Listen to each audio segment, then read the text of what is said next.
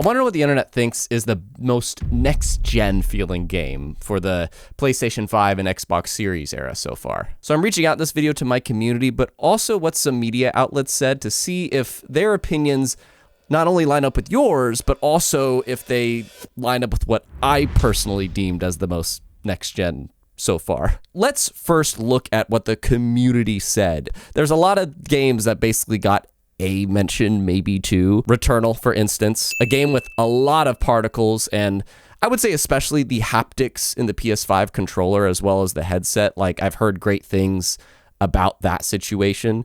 Demon's Souls is another shout out, with it being a great launch title for the system that really showcases the visuals. And a lot of the games in this list, it seems like visuals are definitely a thing that's gonna appeal to people the most. Like Alan Wake is another great example that was mentioned. Alan Wake is a visually stunning game. Like, let's be real. Who knows? Maybe we'll see an outlet later on mention it. I am happy to see Dead Space Remake here. I was not even having that in my mind when I thought of this idea, and that makes sense because, yeah, Dead Space Remake is like one of the most visually great looking games so far this gen, in my opinion. But what I really, like, I didn't expect to see this at all.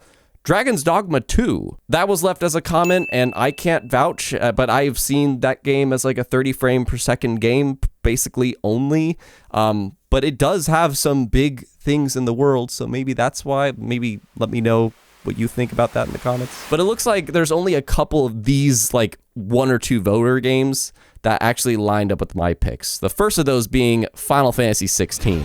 I did think of this game, and I would imagine, you know, it's for those big kaiju battles, these most crazy spectacle of things. The cutscenes in Final Fantasy 16 are also something that's just like, it looks better than the Final Fantasy movies we got back in the day. Horizon Forbidden West is another shout out with one or sort of two mentions. Yes, it is a cross-gen title, but the visuals are still maybe the best of the PS5 games, at least in my opinion. And then the DLC that it has, being a PS5 exclusive, bumps it up even more. And there is kind of an endgame element that does load a lot of assets fast. So I'm not too surprised to see that one either. What is really interesting with having a bit more votes than everything here, other than what were the top three, is Final Fantasy VII Rebirth.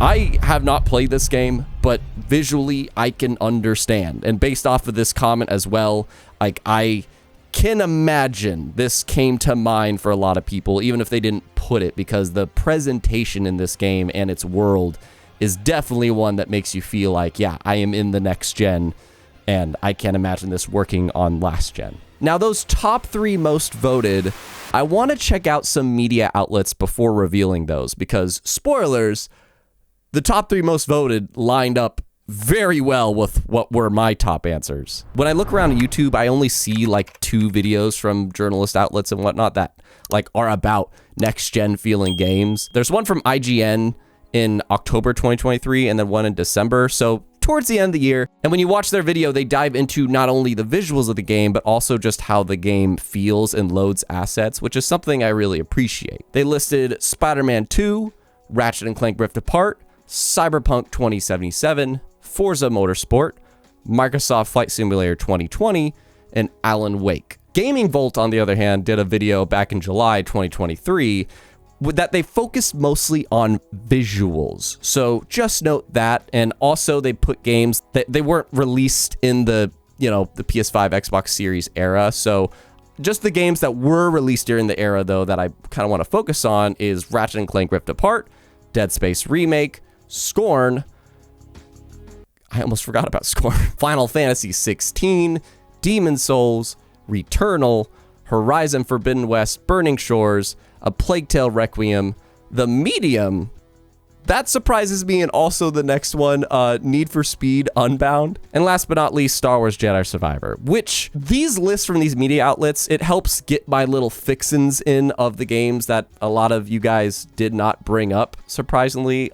Spider-Man 2, like, I thought people would bring it up, but I guess they didn't, because Spider-Man 2, like, the game starts off with a fight that really, when there's a moment that happens that I am like, that is insane that it just loaded that instantly. And you bounce back and forth between two characters basically instantaneously. There's like no load times when you do it. And you're traveling across this huge city super fast. It feels small, but it's big and detailed, and you just fly through it. So that is a good game to demonstrate, like, especially the SSD drives. But then visually, A Plague Tale Requiem. I'm glad Gaming Bolt brought that one up, because that is a very visually stunning game, and there's I think literally like hundreds of thousands of rats on screen sometimes, which is insane. And then of course, Star Wars Jedi Survivor. Like that was one of my game of the years last year, not just because of the gameplay, but also it has great visuals. Like the cutscenes, sometimes I would watch those things and I would think I'm watching like a movie or something, like a good Star Wars movie that is playing better than, honestly, a lot of the Star Wars shows, but that's a different topic. But most of all of the games that these outlets said, they said one that apparently none of you are voting on, and I'm shocked by that. Microsoft Flight Simulator 2020.